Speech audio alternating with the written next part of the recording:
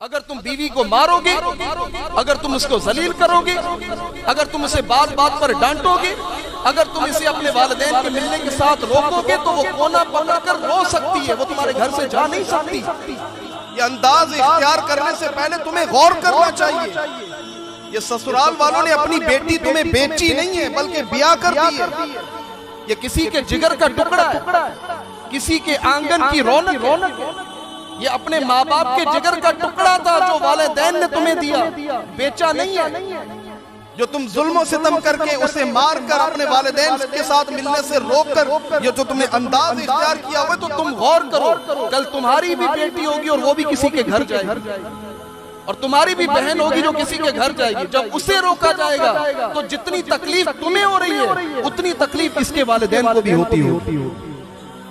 کبھی غور نہیں کیا کہ کتنی قربانیاں دے کر یہ تمہارے پاس آئی، اپنے ماں باپ کو چھوڑا، اپنے بھائی بہن کو چھوڑا، اپنے اس گھر کو جہاں پر اس کی پرورش ہوئی، جہاں وہ پیدا ہوئی، اس کو چھوڑا، اور پھر تمہارا مزاج جیسا بھی تھا تمہارے ساتھ رہنا گوارا کیا، تمہاری باتوں کو برداشت کیا، تمہاری طبیعت کو برداشت کیا، تمہاری پسند کا خیال رکھا، تمہاری کڑوی باتیں سنی، تمہارے مزاج کو برداشت کیا، اور پھر خدا نہ کرے اگر تم نے طلاق دی تو ساری زندگی اکیلے بیٹھ کر گزاری۔ کبھی اس چیز پر غور نہیں کیا۔ اور حضور علیہ السلام نے ایک مقام پہ فرمایا الدنیا متاع، دنیا مال ہے، وخیر متاعها المرأة الصالحہ، اور دنیا کا سب سے بہترین مال نیک بیویاں ہیں، کہ نیک بیوی وہ ہے کہ جب تم اسے دیکھو تو وہ تمہیں خوش کر دے۔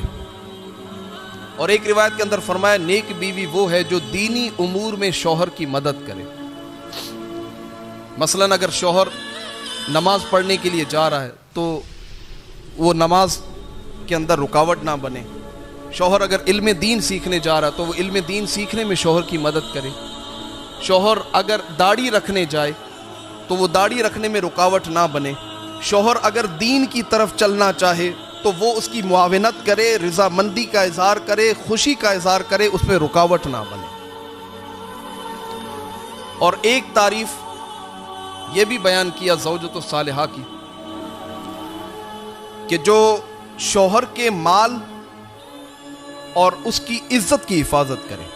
شوہر جب گھر سے چلا جائے تو یہ اپنی عزت کی حفاظت کرے، اولاد کی اچھی تربیت کرے، کفایت شعاری کرے، اور عورت اپنے مرد کی ناشکر نہ ہو، نافرمان نہ ہو۔ یہ الزوجۃ الصالحہ کی شرح محدثین نے۔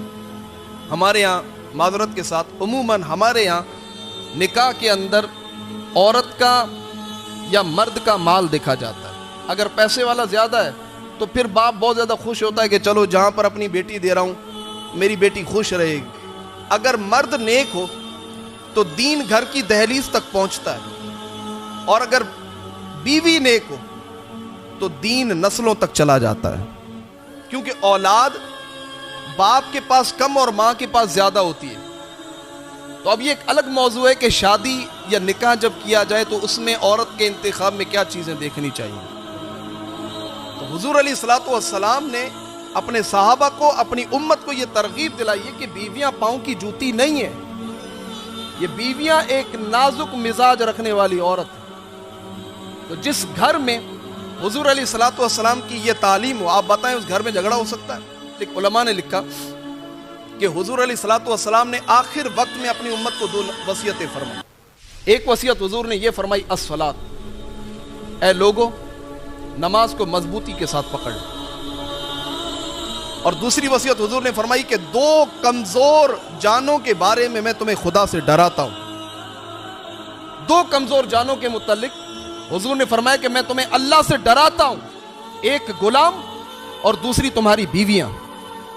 ہمیں دیکھنا چاہیے کہ حضور علیہ السلام نے اپنی ازواج کے ساتھ کیسا انداز اختیار فرمایا۔ حضور علیہ السلام اما عائشہ صدیقہ رضی اللہ تعالیٰ عنہ کو حمیرہ کہہ کر پکارتے تھے۔ اما عائشہ صدیقہ رضی اللہ تعالیٰ فرماتی میں آب خورے کے اندر پانی پی رہی تھی، حضور نے مجھ سے پانی مانگا، عائشہ پانی دو۔ جب میں نے حضور علیہ السلام کو پانی پیش کیا، حضور نے آب خورا جب ہاتھ میں لیا तो हुजूर पीने वाले थे कि हुजूर रुक गए और फिर रुक कर मुझसे पूछा, आयशा बताओ तुम्हारे होंठ कहाँ लगे थे? आप बताएं, जब शौहर इतनी मोहब्बत करने वाला होगा, बीवी जान नहीं कुर्बान कर देगी अपने शौहर पर? आज अक्सर लोग कहते हैं कि यार वो बड़ी तेज मिजाज की है, तुंद मिजाज की है, सख्त मिजाज की है, तो तुमने उसको मोहब्बत कितनी दी? आपने अपने अंदाज में नरमी कितनी इख्तियार की? तो अल हदीद बिल हदीद युफलऊ, अरबी का मुहावरा है, लोहा लोहे को काटता है। जब आपका मिजाज सख्त होगा तो उसका मिजाज नरम कैसे हो सकता है? हजरत खदीजतुल कुबरा रदी अल्लाह ताला उनका आखिरी वक्त था। बीबी फातिमतुल ज़हरा रदी अल्लाह ताला अन्हा हुजूर अलैहिस्सलातु वस्सलाम के पास आई और आकर अर्ज की, बाबा जान, अम्मी जान आपसे चादर मंगवा रही। तो हुजूर अलैहिस्सलातु वस्सलाम ने फरमाया कि खदीजा को चादर की क्या ज़रूरत पड़ गई? हुजूर अलैहिस्सलातु वस्सलाम खुद उठकर आए, देखा कि हजरत खदीजतुल कुबरा रदी अल्लाह ताला अन्हा सख्त बुखार के अंदर है और बुखार में जिस्म तप रहा है। तो हुजूर ने खदीजतुल कुबरा से पूछा कि तुमने चादर क्यों मंगवाई? तो हजरत खदीजतुल कुबरा अर्ज करने लगी कि मुझे लगता है कि मैं इस बुखार के अंदर इस दुनिया से चली जाऊंगी। मैं आपकी चादर से बरकत लेने के लिए मैंने चादर मंगाई कि इसको कफन बनाकर मुझे कब्र में रखा जाए। तो हुजूर अलैहिस्सलातु वस्सलाम ने फरमाया, ए खदीजा, तुमने चादर मांगी है, तुमने चादर मांगी है। अगर तुम मुझसे मेरे जिस्म की खाल मांगती तो वो भी मैं तुम्हें दे देता। ये कौन फरमा रहे? ये अल्लाह का नबी फरमा रहे। ये सैयदुल अंबिया अपनी ज़ौजा को फरमा रहे हैं कि अगर तुम मुझसे मेरे जिस्म की खाल भी मांगती तो वो भी मैं तुम्हें दे देता। जब शौहर इतनी मोहब्बत करने वाला होगा तो बीवी फिर कितनी मोहब्बत करने वाली होगी? तो इस्लाम ने इनको इज्जत दी है, इनको इज्जत दी जानी चाहिए, ना कि इनको अपने पाँव की जूती समझना चाहिए।